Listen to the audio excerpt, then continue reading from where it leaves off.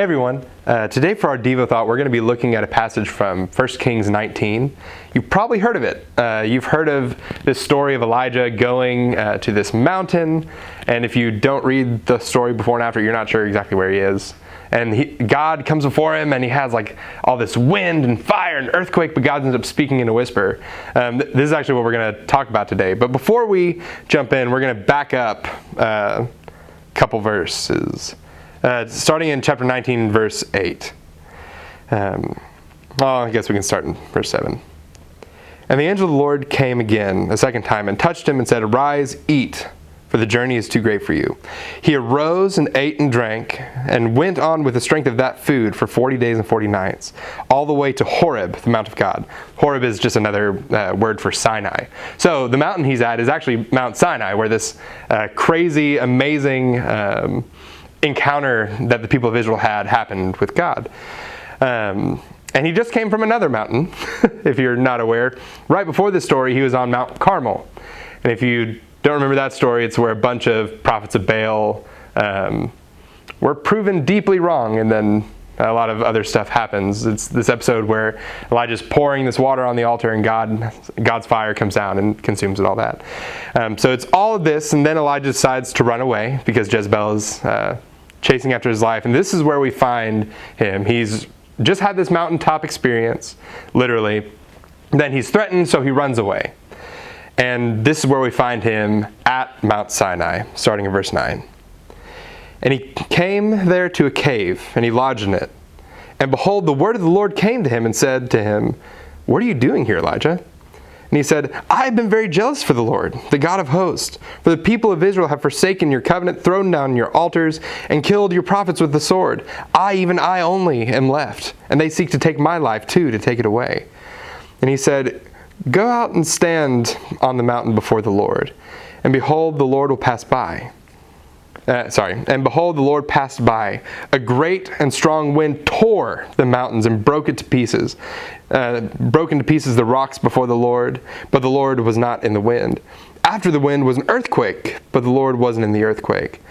After the earthquake was a fire, but the Lord wasn't in the fire.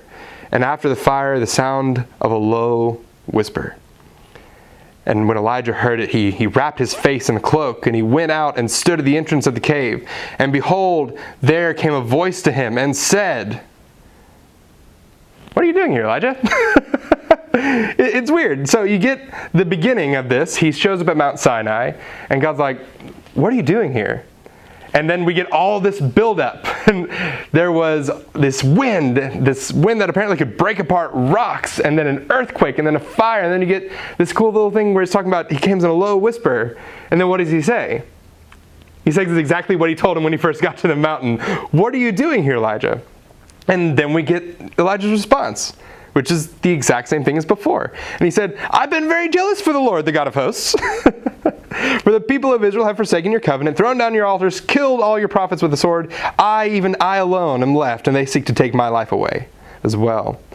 And the Lord said to him, "Go and return your way to the wilderness of Damascus. And when you arrive, you shall anoint Hazael to be king over Syria. And Jehu, the son of Nimshi, you shall anoint to be king over Israel." And the story goes on, but if you don't think this is slightly humorous, you may have something wrong with you. So Elijah just had this amazing experience that validated his God. That's what was going on at Mount Carmel. He's threatened with an inconvenience that by all means should seem very minor, right? We have a single woman who's like, "I'm going to kill you." Then he runs away. God takes care of him while he runs away. Then he goes to Mount Sinai, the spiritual hot spot. God asks, "What are you doing here?" And he gives this long list of excuses. Actually, we know from earlier in the story that Elijah is actually aware of other prophets that are still alive. So when he says, even I only am left," you know that's not true, because a couple chapters ago you learned that there was this guy who was taking care of other prophets and hiding them out in a cave. So Elijah's going through quite a bit here, and then God says, "Okay, I'm going to tell you what's going on. I'm going to appear before you and pass by you." And then just like Moses had way earlier on, he has this experience when God passes by him, and then he repeats the exact same thing he started with. It's humorous. you have this guy who has every reason to believe in his God and to have confidence in his God. And even as he's walking away from that confidence, God has continued to take care of him. And then when he gets to this place where he's trying to hide out and trying to find God, all that God asks him is, what are you doing? you saw Mount Carmel, right? What are you doing on Sinai? Well, you have other things to be doing. What are you doing here? And then this crazy big event happens, and he asks the same question. What are you doing here? You saw all this. You're worried about one woman? What's going on? Why are you here? And this is the theme that I want us to think about today.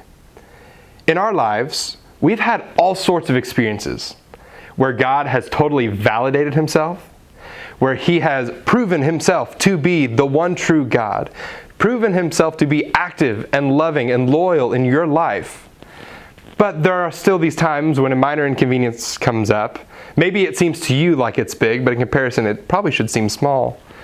And you start walking away from that confidence. And even along the way, God is taking care of you. And then you get to where you're trying to hide out from, trying to reclaim your faith. And God's like, what was the problem? What are you doing here? You have things to do. I've validated myself to you before. We've been through this, Elijah. And then all these big events happen while you're there. And then you start to listen again, right? We all have these moments. All the time. We've had... not as often, but we all have these Carmel moments when God declares himself to be Lord. And then we also have these Jezebel moments where we're afraid and we doubt. And this single human is getting in the way of us and our relationship with the God of the universe. And even throughout our doubt and throughout our fears of what's going on, God is still taking care of us, but he urges us to go back to that place, right? He says, look, you still have things to do. I have a plan for you. You don't have to be hidden here. So that's what I want you to wrestle with today. I don't know where you are in that story. Whether you're on Mount Carmel having God prove to you, that's amazing. Praise God. I love that for you. I hope you can stay there. If you are having inconveniences or something even appearing to you to be very major, or maybe actually very major, affecting your faith and your confidence in God, know that God is taking care of you, right? He provided for him food that gave him energy for an unnatural amount of time. Then you get, I don't know if you're here and you're wondering, God, I'm all alone, even though that's not the case, right? Elijah isn't the only prophet left, but when he's pouring his heart out to God, he feels like he is the only one left. Whether that's true or not, God still takes care of him and urges him to go back to that place of confidence. So I'm not sure where you are listening to this today, and I know that you probably resonated with all three of these places. But know that God is in all three of these places. He's taking care of you. He's proving himself. And he's saying, I want you to come back to that place.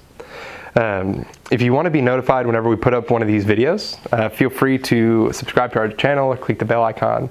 But until then, we'll see you next time. And just try and keep track of where you are in this journey today. That's my challenge to you.